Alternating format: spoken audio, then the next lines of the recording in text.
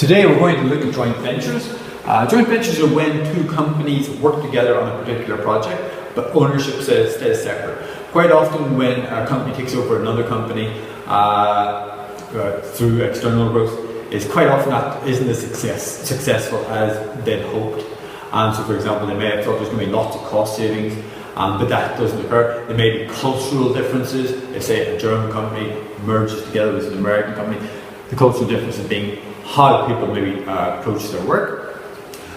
So joint ventures are a way for companies to try and get around that sort of the messiness of external growth. All right. This is an example of Enviga, which was a tea-based drink, which is basically aimed sort of at, I guess, healthier sort of people, because what they were trying to do was advertise and saying the more you drink of this, the more weight you're going to lose, because it was actually burning calories.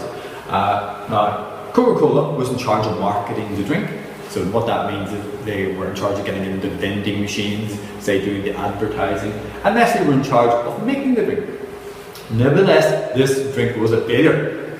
So even though we have two hugely powerful companies involved in the creation of this drink, it was not successful. Now, I live in China. I've lived here for the past 15 years. And during that time, there's been fantastic economic growth. Car companies, foreign car companies such as GM and Volkswagen have wanted to come to China.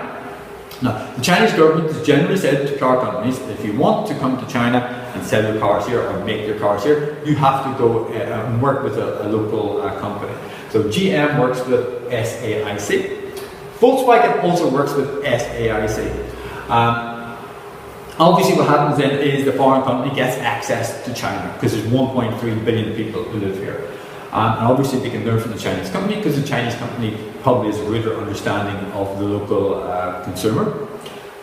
The Chinese company obviously is going to learn from such wonderful companies as GM and Volkswagen. They're going to learn about how do you make wonderful cars. And this is maybe where part of the concern about joint ventures maybe in China comes from. And that maybe in 3-4 years time, SAIC, their own car brands will get better and better. Okay.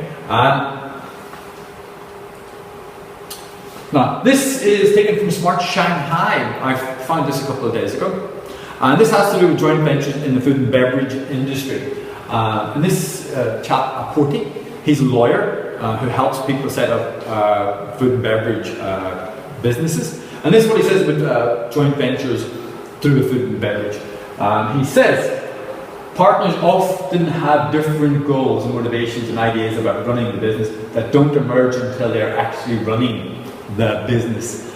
Okay, so that's one of the reasons perhaps why joint ventures don't work, is when you have two partners come to work together, maybe things go quite well initially, and then each of the different partners, the ideas how the company should be run, maybe in terms of pricing, location, etc., maybe they diverge and then arguments occur. Okay? And Starbucks has, generally speaking, not really used franchising to try and expand. It's used it in some places in Europe, but for the most part it's not used franchising, and instead used joint ventures, because it wants to maintain high standards in each of their stores. Okay. In India, for example, they have a joint venture with Tata. There's the Howard Schultz, who runs Starbucks, and there's Mr. Tata, I forget his first name.